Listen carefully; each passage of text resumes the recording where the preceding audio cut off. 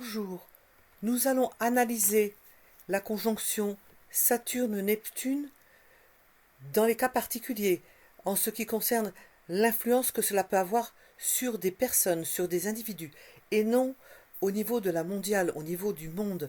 Nous allons analyser ces deux planètes au travers de ce qu'elles représentent, en tentant de savoir qui, du chaud, du froid, du sec, de l'humide, les caractérise. Et lorsque nous regardons cela, nous nous apercevons de beaucoup de choses. Ces deux planètes, que ce soit Saturne, que ce soit Neptune, ont quelque chose en commun. Ce qu'ils ont en commun, c'est le froid.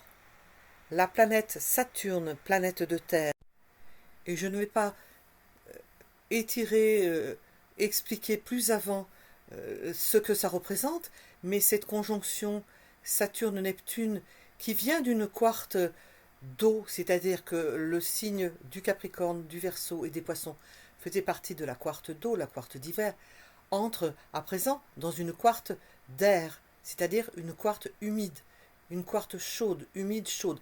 On a d'abord l'humide et ensuite on a le chaud, parce que les trois premiers signes, c'est Bélier, Taureau, Gémeaux, quarte humide, et puis après on passera dans la quarte, mais on est dans une quarte humide. A une influence de sec principalement, suivi de froid, tandis que Neptune est marqué par le froid et suivi par l'humide. Et ce que nous voyons en commun à ces deux planètes, c'est le froid. D'un côté, Saturne marqué par le froid et le sec parce que planète de terre, et de l'autre côté Neptune marqué par l'humide et le froid parce que planète d'eau. Ce qui est en commun, ce qui les rejoint, ce qu'ils ont en commun, c'est le froid. Je ne développerai pas plus les quartes parce que ces deux planètes viennent d'une quarte particulière et entrent dans une nouvelle quarte. La quarte de printemps, elles viennent de la quarte d'hiver et rentrent dans la quarte de printemps. Mais ce que l'on perçoit, ce que l'on ressent et ce que l'on peut se dire, c'est que venant du froid, deux planètes de froid qui entrent dans une quarte de printemps, c'est pas ce qu'il y a de mieux pour accueillir ces deux planètes. Elles ne sont pas du tout en analogie avec cette quarte de printemps qui est humide, essentiellement humide, humide secondairement chaude. Ce sont des planètes comme Jupiter et Vénus qui vont bien avec cette quarte de printemps, et non Saturne et Neptune. Qu'allons-nous donc ressentir avec ce principe de froid? Nous allons ressentir une force d'inertie, d'une matière pesante avec Saturne, un principe statique, quelque chose qui porte à l'immobilisation, à la contraction, à la retenue, possiblement à la réserve, voire à la paralysie. Et dans le principe, c'est quelque chose qui s'oppose à l'expansion de la vie. Mais nous voyons que Saturne, et retenons que Saturne, entre dans le signe du Bélier, un signe chaud, un signe de quarte humide et chaude, et un signe chaud par excellence. Ce qui peut freiner les forces vives du Bélier. D'autant plus que Neptune participe de ce froid. Comment peut-il se vivre, ce Saturne au Bélier, auquel s'ajoute Neptune? On pourrait penser à quelque chose qui avance. Ça rejoint l'aspect Saturne-Mars. On avance avec Mars, on avance avec le Bélier, et puis on s'arrête, on est freiné. C'est avancer un pas en avant, deux pas en avant, un pas en arrière. C'est quasiment faire du surplace, c'est dépenser de l'énergie sur place et ne pas donner la pleine mesure de ce que l'on pourrait donner avec le signe du Bélier et une autre planète, bien entendu, un Soleil, une planète qui va avec le signe du Bélier. Saturne au Bélier va plomber l'enthousiasme du Bélier, le réfréner, le ralentir, le retenir par la culotte, l'empêcher d'avancer.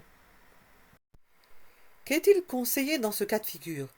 Comme dans tout cas de figure de transit, et surtout de transit assez difficile à intégrer, on nous dit, et j'ai appris et je l'ai vu en pratique, qu'il faut alimenter la planète Saturne, Saturne au Bélier, réfléchir aux incidences que cela peut avoir.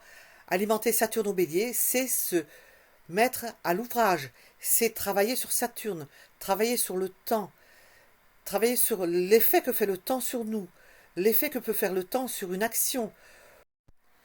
Travailler Saturne au Bélier, c'est apprendre la patience. Apprendre la patience au travers de multiples actions en fonction de ce que transite Saturne ou au travers des aspects que peut former Saturne avec d'autres planètes de votre thème. En tous les cas, travailler avec Saturne, c'est travailler sur le long terme. C'est se mettre au travail sur quelque chose qui va durer, sur un travail de longue haleine. C'est pouvoir se mettre à l'extérieur des choses. Et puis nous avons Neptune au Bélier. Neptune qui vient des Poissons, qui était à l'aise dans le signe des Poissons, et qui se voit plonger, en entrant dans ce signe du Bélier, dans une quartz humide, certes, mais surtout dans un signe de feu. Qu'est-ce que Neptune? C'est une planète d'eau que l'on va tremper dans le feu. C'est-à-dire qu'avec l'eau, plus le feu, l'eau s'évapore. L'eau ne peut pas rester. Ce sont deux principes antinomiques qui ne vont pas ensemble.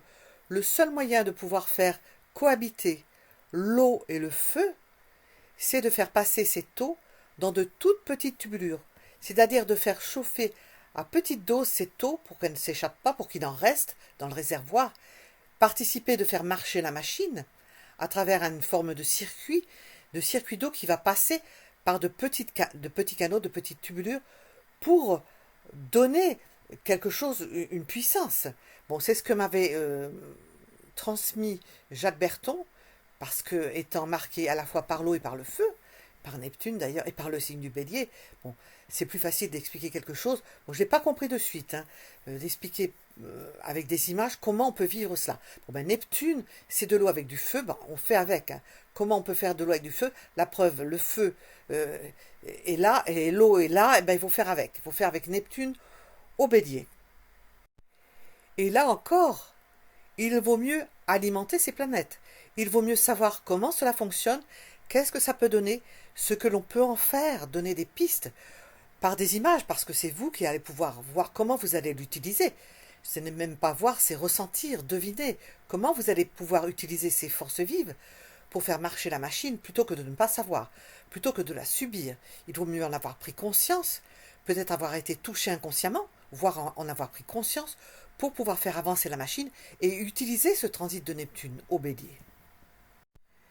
Avec Neptune au Bélier, on peut partir à la conquête. Tout dépend de ce que vous avez dans votre thème. On part à la conquête de quelque chose auquel on tient. Alors on peut le représenter par un idéal, c'est ce que l'on dit le plus souvent. Neptune-Mars, Neptune-Bélier, ça peut être un idéal. À la conquête de quelque chose auquel vous tenez, quelque chose qui est en vous, qui mijotait depuis un moment, que vous portiez en vous. C'est le moment de le mettre en action, de le mettre au visible, de le traduire. Cela peut se traduire au travers d'un dévouement aux autres, d'un dévouement à un idéal, d'un dévouement à une idée, à quelque chose que l'on porte en soi et qui plaît depuis longtemps, que l'on n'avait pas pu forcément traduire parce que ce n'était pas du domaine comment on peut appeler ça, du quotidien. Peut-être on peut le faire à un moment donné, peut-être de sa vie où c'est plus facile. Au travers de Mars-Neptune, on peut brusquement décider de quelque chose. Comme si ça venait comme quelque chose d'évident, alors que ça l'était, mais on n'en avait pas pris conscience. C'est-à-dire que Neptune peut déclencher quelque chose. Dans ce signe du Bélier, qui est le premier signe du zodiaque, peut déclencher quelque chose de novateur dans ces domaines. On peut, dans certains cas, vouloir se battre pour quelque chose. Avec ce principe neptunien, nous avons de la dilatation, alors qu'avec le principe de Saturne, que nous venons de voir, c'est un principe de rétractation. Nous avons deux principes antinomiques, rétractation par Saturne, dilatation par Neptune. On peut se voir confronté à l'incapacité à manifester ses idées, son idéal, Neptune conjoint Saturne. En tous les cas, avec cette conjonction au Bélier, il peut y avoir un besoin de changement, mais un changement qui ne sera peut-être pas aisé à mettre en place, parce qu'il y a des freins avec Saturne, parce que Neptune va trop loin, peut s'embraser, vouloir atteindre un idéal qui n'est pas constructible, qui n'est pas facile à inclure dans un quotidien. Il y a un jeu de balance entre les deux principes, entre ces deux énergies, et l'énergie du bélier qui s'enflamme, qui ne veut pas attendre, qui veut tout obtenir tout de suite, qui n'est pas patient. Bon, c'est un jeu difficile à faire et on peut gager que la résultante peut être extrêmement difficile, certes, mais aussi extraordinairement surprenante. On pourrait presque réduire cette équation Saturne-Neptune-Bélier par de l'indécision au travers de Neptune et du blocage par Saturne. Cela pourrait aussi se traduire par une forme de doute à vouloir quelque chose, à aspirer à quelque chose de grand, parce que Saturne vous ramène de suite en arrière, vous bloque et vous met dans la réflexion, vous fait douter, vous dit c'est peut-être faux, je vois peut-être pas bien les choses. Il y a de quoi, surtout dans ce premier décan bélier, il y a de quoi douter. Je ne peux pas enregistrer plus loin, donc je vais m'arrêter là, puisque je ne peux pas aller au-delà de 11 ou 12 minutes, je ne sais pas pourquoi, parce que je suis sans arrêt freinée dans ce que je fais, et je vous dis à bientôt.